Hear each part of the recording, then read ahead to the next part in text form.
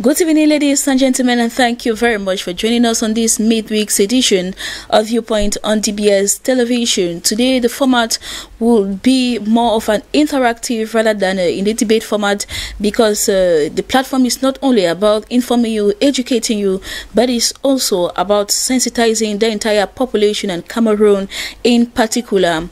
Talking about this today, we are going to be discussing about the local immunization days against poliomyelitis. That is the theme of the general theme of our discussion in tonight's edition, and this vaccination campaign is set to take place in two phases. That is from the 18th to the 20th of September and from the 9th to the 11th of October 2020 in 6 regions of the country considered as high risk zones. To discuss about this, we are having as guest with us here in the studio Ewane Leonard. He is the regional coordinator of expanded program immunization here in Douala.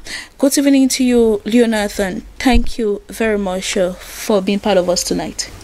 Good evening, Vanessa, and thank you for inviting me. It's a pleasure having you. Mange Fenashus, you'll be accompanying also during this discussion. You're welcome. Thank you, Vanessa. Good evening, and good evening to our viewers.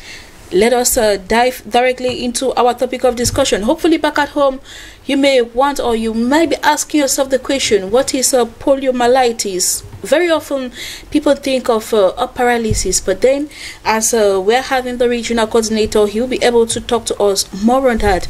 So Ewane, once more, good evening and thank you for coming. To our televiewers, what could you tell them in simple terms? What is poliomyelitis? Okay, Vanessa, poliomyelitis is a very contagious disease that is caused by a virus. And once you contract this virus, you become paralyzed. And it should be mentioned here that paralysis caused by the polio virus is irreversible. So it's a disease with a very big burden. And when you become paralyzed, you become a burden to your family, you become a burden to the entire nation. And that's why we should vaccinate to be able to eradicate polio. Okay, so Cameroon on June 18, 2020 was declared polio free, but then this campaign is to kickstart on the 18th of September. So why? Is there any reason for another vaccination if the country is free of polio? Well, Vanessa, thank you for that question. I think it should be mentioned here that Cameroon has acquired certification for being a country free of wild polio virus. We have gotten to that because so many efforts have been carried out by the different actors through the health pyramid to be able to achieve that. And it should be mentioned here that to be able to achieve that certification, there are certain conditions or certain criteria that are supposed to be met.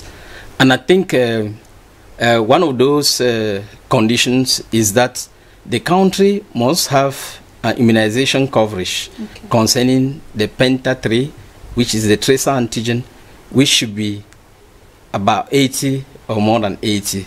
And I think when you look at the performance of the country, you will see that Cameroon got to that. I think we had a coverage that was around 80%. And then another condition that is supposed to be met is that you need to carry out good or quality immunization campaigns. When we talk about quality immunization campaigns, it means that each time that we organize a campaign, about 95 to 100% of parents are supposed to be informed before the vaccination teams come to their door. Okay. That's one indicator. Another indicator is that after vaccination, there's a survey that is carried on. This survey is mostly conducted by WHO. That's why they call it an independent survey. So at the end of that survey, the number of missed children, that's children who could not be vaccinated during the campaign, should not be up to 5%. And I think for so many campaigns that Cameroon has carried out, we have not had up to that score. Cameroon has always missed less than 5% children. It means that indicator is also achieved. And then another thing concerning another condition is that the country must have passed at least 3 years without detecting a wild polio virus case. And I should mention here that the last cases that we recorded in Cameroon are as far back as July 2014. And these cases were notified. That's 6 years back. Yeah, at the Kete, in the Kete Health District. You know, Kete is in the East region. So if we have stayed more than 3 years, we are now 6 years back. You see that that condition has also been met. And then another one is that, and that's the most important, is surveillance. We should have a strong disease surveillance system. If they talk of strong disease surveillance system as far as poliomyelitis is concerned, there are two main indicators. You have the rate of detection of acid flaccid paralysis. You know, polio is caused by paralysis. So this indicator at the international level is 2 for a population of 100 inhabitants for children who are age 0 to 15. So you see that the rate of detection in Cameroon is quite above, I can even say is 3-fold or 4-fold what we have recorded this far. So you see that that condition has been met at that level. So you see that all the conditions that we're supposed to meet, if the conditions are met, then we had the right to obtain that certification. But then, let me explain that, you know, Cameroon, they say the world is a global village. When you look at Cameroon, we are surrounded by countries that have a weaker health system compared to Cameroon. And then you should bear with me that at the level of our borders, we have not erected any Berlin Wall. So it means that our borders are porous and people can easily come in. And I know as far as Central Africa is concerned, we have free movement of persons and goods. So if you take that into consideration, it means that our borders are porous. People come in, people go out. And if you consider that, it means the risk of importation of a polio case from neighboring countries is very high. And that's why, after we must have obtained the certification, we need to continue vaccination. Okay. Vaccination during routine vaccination is what is carried out at the health facilities on a daily basis. And that concerns children aged 0 to 23 months. And I should mention here that it's free. It's free. And then you also have vaccination during campaigns. And vaccination during campaigns, why? Because we carry out campaigns when we have a case. And I can tell you that the present campaign is because there are cases that were imported from neighboring countries. Douala in particular had a case that was notified at the Bangehev district, but the case was coming from the central region, Ngomapubi district. You should say that that case is directly related to a case in Chad. And other cases that were detected in the center and east are cases that are related to Central African Republic. So you see that with that in question, we're supposed to carry out immunization campaigns to be able to strengthen the immunity of our children who are the most vulnerable. Explanatory enough for our televiewers to understand that, or parents, for them to allow their children to go in for this vaccination. Mangavenashus earlier said that the vaccination will be considered or will be done in 6 regions of the country. So why or which are these regions involved in the vaccination, and why, probably? Actually, Vanessa, you know, when we had the opportunity to be drilled on the, or to be informed about this ongoing campaign by the officials of the expanded program on immunization, you know, they informed us that the campaign will take place in 6 regions. And like you said at the beginning of the program, 6 regions considered to be regions with of high risk. You know, they have the risk of being exposed. Like Mr. Iwane was saying, you know, our borders are porous, and you know, the campaign will run in the 3 northern regions of Cameroon, in the center region, in the east region, and in the littoral region here.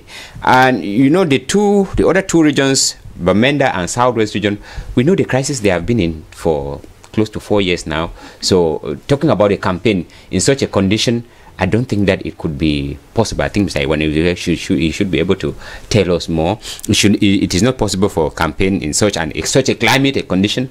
So that is why the campaign will take place for the time being within the 6 regions indicated. And it was actually specified that the case Douala is being involved because, like he said, the case that was identified in the center region is believed to have been traced that the person came right up to the littoral region. By so doing, we just assume that if one case is in the littoral region, if one case is in the central region, we cannot ignore, because that one case enough, just one case alone is able to contaminate as much children as they are exposed to. In order to make sure that they handle the risk of allowing that case get the other children contaminated, it is obvious that they should declare the campaign, the vaccination campaign, actually in the whole region. And in the whole region, the Douala region is made up of about 24 health districts, which are expected to be covered with the campaign for the two phases. You know, yeah, you said at the beginning that the campaign will run in 2 phases. The first phase from the 18th, yes, to the 20th of to the 20th, yes, the 18th to the 20th of September, and from the 9th to the 11th of the month of October. So we believe that these are the regions that will be involved in this campaign. And like he has given us reasons why we are carrying out this campaign again, a campaign with Africa, Cameroon being declared among the 47 African countries that they are, you know, polio-free countries. All right. So maybe Mr. Ewane will want to add something concerning why selecting only 6 regions for the campaign. Yeah, Vanessa, I think it's important. I thank Vanessa for explaining that. I think what I should add is that, you know, you've mentioned at the beginning that we are carrying out local immunization days. They call it local immunization days because it's only limited to certain regions. You know, when it concerns the entire country, it's called national immunization days. And then just to tie with what he has said, you know, the regions that are concerned with this campaign, like Riley said, the 3 northern regions, that the far north, the Adamawa, the east, the center, and the littoral. When you look at that, you understand that Cameroon being the economic capital within the Central African region, you will see that those regions are regions that are found within the corridor of these truck transporters. You know, these drivers who leave Chad and transport goods to the Douala, which is the Central African capital, as I may call it, economic capital for the Central African countries. So you see that Douala will receive almost all the truck drivers, and when those truck drivers, when they are coming to Douala, that's when they leave Chad coming to Douala, or when they leave Central African Republic coming to Douala, they pass through these regions. And you know, with trucks, they will always have they have brakes along the line. So, and I think it's because of that we'll be able to have these cases that we'll be able to detect. And that's why when you have a case, you'll be able to circumscribe the area. And that's what is called the scope. So the scope of this campaign is only limited to those regions. We feel that if those regions carry on vaccination, if children within those regions are well vaccinated, are well immunized and protected, the transmission of polio will be out of question as far as Cameroon is concerned. All right, thank you very much for that. So is such a campaign not a risk for spreading the coronavirus, since the team will have to be moving from one region to the other, from one house to the other, and with the polemics coming around the coronavirus vaccine, how would parents be convinced, or how could parents be convinced to bring their children for vaccination? Okay, thank you, Vanessa. I think what I should say here is that polio has nothing in common with corona. You know, corona is new, and I think even if the vaccine against corona is being developed, that's something that is far-fetched. It's not for now, because it takes quite some time before a vaccine is being developed. But what I should say with polio is that since we are fighting COVID, I know we have to integrate activities. So if we are carrying out a campaign within the context of COVID, it means that all the necessary measures should be respected. And I think one of those things that I should remind our televiewers, or I should inform our televiewers, is that all the necessary measures have been taken for all the districts to be able to screen all the actors who will take part in the campaign. It means there's that screening, that pre-screening, where if somebody is tested positive, that person will be taken care of. You know, the Ministry of Health has put down some regulations and some directives that are supposed to be respected in that light. And then we should assure here that only people who have been tested negative will be able to move from house to house to administer vaccines. Okay. So parents are called here to be able to have confidence in those vaccinators, in those mobilizers, those supervisors who will come their way, who will come to their door to be able to enable them to vaccinate their children. All right, thank you very much for that. Mangavina Shoes, I will turn to you. So we are talking of poliomyelitis, we are talking of what it's all about, but then we do not know what are the causes of poliomyelitis. What are some of those causes? Causes, like Mr. Ewane was saying, is caused by a virus that, and he says once you acquire the virus completely, it is irreversible.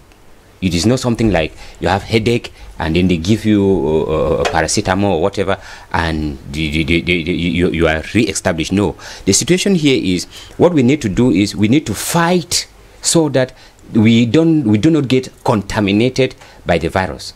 Once we are not contaminated, we are sure that we are off the danger, or we are off, the scoop, like he was saying. But then if we allow, like he said, once you are contaminated, you are deformed.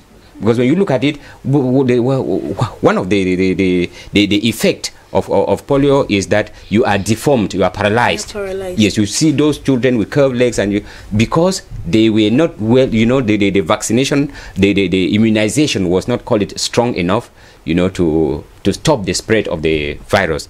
But then, like he is saying, if we have to be free from this, from polio, all we need to do is vaccinate all our children between 0 to 59 months. That is 0 to 5 years. We vaccinate all the children to make sure that we reinforce individual as well as collective immunity, because just one child is enough to recontaminate the whole community. One child is enough to spread the disease. Whereas if we vaccinate all the children between 0 to 59 months, we would have been able to reinforce the individual immunity of that child and the collective immunity of that community, of that region, perhaps of that country. And then we need to observe issues like hygienic conditions. Like you were saying, we need to wash our hands with soap and running water. When we're talking of washing our hands before and after meals and after visiting the toilet, and when we're talking about washing our hands, we are living the period of coronavirus. Washing of hands was one of the means. We are talking about hygienic conditions. Hygienic conditions, it helps us in that light too. Just of recent, we were talking of cases of cholera that were detected in the littoral region, precisely in Idea. We had cases of cholera that were detected. And cholera also spreads when cholera is also controlled when we respect these hygienic conditions of washing of hands before and after meal, before visiting the toilet. Then they were also talking of boiling water from doubtful sources before consuming. If you doubt the water that you have, that it is not clean, all you need to do is boiling it, or you can use other means of purification. Other means of purification, like the use of filters, and you purify the water before consuming. Then you should be able to take food items like fruits. We need to wash them before we consume them. And when we talk of washing them, it also goes in line with issues like cholera. When we're talking of cholera, you don't just eat anything, because you need to wash. They're talking of fruits, you need to wash them. It's the same thing that it holds for coronavirus.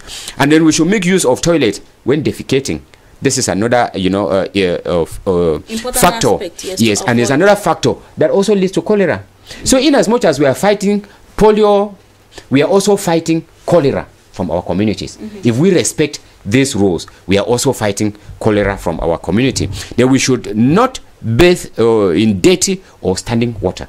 That's another point. Awesome. Yes, once you avoid that, you are also avoiding, to contaminate polio. And then we should indicate any sudden paralysis to any nearby center, any nearby health center. Yes, because it can be any other thing.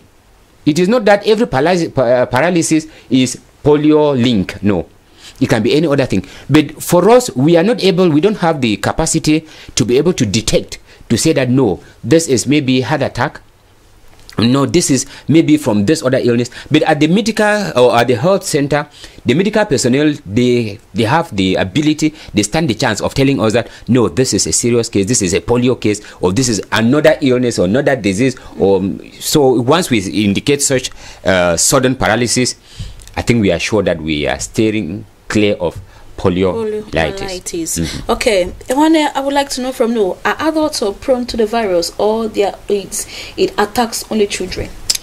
Well, Vanessa, yeah, polio attacks almost everybody. But what happens is that the polio, since some of us were vaccinated during childhood, you see, we must have gotten immunized. It means that the risk of contracting polio is minimized. But you see, the virus will look at those people who are more vulnerable. So I can say here, the most vulnerable age group are children between 0 to 5 years. And that's why when we are vaccinating, we concentrate our efforts on that.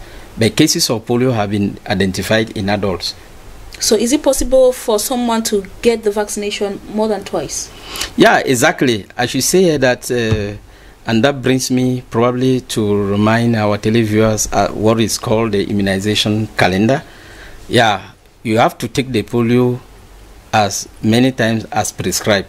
So the more you take the polio vaccine, the more you become immunized, the more you become protected from contracting polio.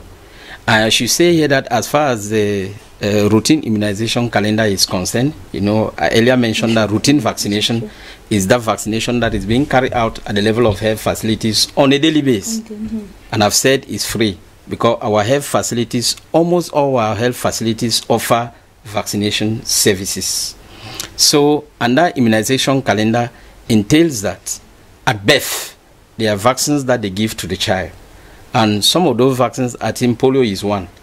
So when a child is born, within 24 hours, we are supposed to administer the first dose of polio vaccine, oral polio vaccine. At the same time that we administer the BCG, that you know very well, that protects against tuberculosis. So then the child is supposed to come back within 6 weeks. So at 6 weeks, that child is supposed to take what we call now polio 1. That's the Penta 1. Penta is a combination of 5 antigens that protect. It's a vaccine that protects against 5 diseases, but it's contained in 1. That's why it's called Penta. So you take Penta 1. You have also the pneumococcal vaccine that is also given at that 6 week. They call them 1 because it's the first time that you are given. So it's the first rendezvous. You also have this rota that protects against rotavirus diarrhea in children that you give at that time. So when they take these vaccines at 6 weeks, these children are supposed to come back at 10 weeks. So a rendezvous is given. And that's why they call it a calendar. It means when you start, you are supposed to respect. There are different appointments that are given. So at 10 weeks, the children come back and they take the second dose of the vaccines that I earlier mentioned. So now, rota, you can only take it up to 10 weeks. So when you go now to 14 weeks, at 14 weeks, all those vaccines, you get the 3rd dose. Now, the other vaccine that you add at 14 weeks is what they call the IPV. IPV is inactivated polio vaccine. While OPV and OPV, as he rightly said, as Venancio said at the beginning, he will induce maybe what they call herd immunity. That's it means that if I'm vaccinated and then I defecate and children come into contact with my feces, even if those children did not get the vaccine, some of them may get vaccinated. So you see that because I'm immunized, I have a few people around me who did not take the vaccine. Because of my immunity is strong, it may help those other children to get immunized. That's why when we were looking for vaccination coverage, you know, we did not say that you must have 100. So we know that if you have a vaccination coverage of at least 90%, we know that the rest of the 10% who were not vaccinated can easily get immunized because the majority of the population has taken the vaccination and has gotten immunized. So we give that IPV at that 14 weeks to be able to strengthen what they call individual immunity. And that's what they do when a disease is under the phase of eradication, like polio. All right. And then what I should say again is that at 6 months, we have to give vitamin A to strengthen the immunity.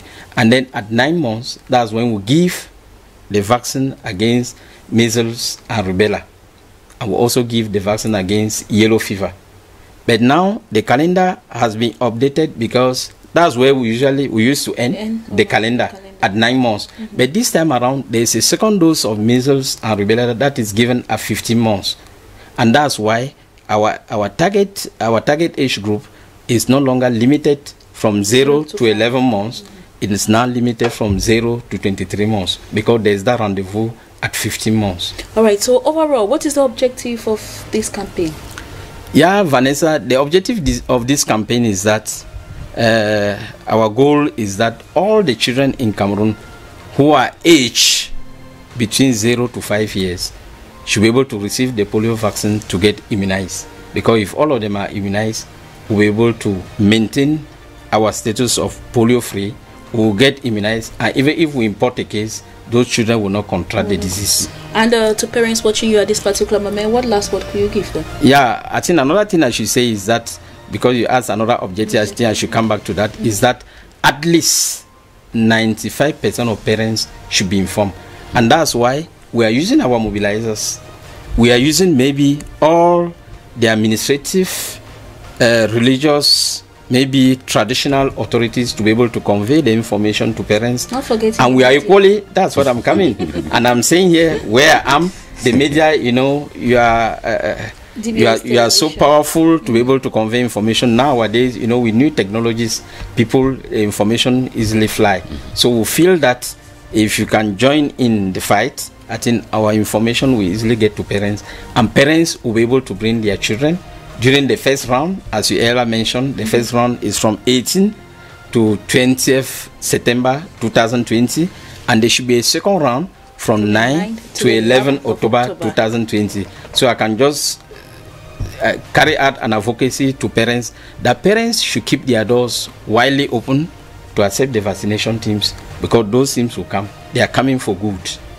And that if all the children are vaccinated, all the children will get immunized. I will no longer have polio in Cameroon. Thank you very much, Ewane Leonard. Magavena Shoes, do you have a word for parents too? Just like Mr. Ewane was saying, that parents need to collaborate, because the fight is not only for the fight, it's not only for government or for officials of the Ministry of Public Health. It is for every Cameroonian. Once Cameroon, we are able to fortify, to reinforce our immunity, that is, it helps us to be sure of a better, future, because we are talking about children.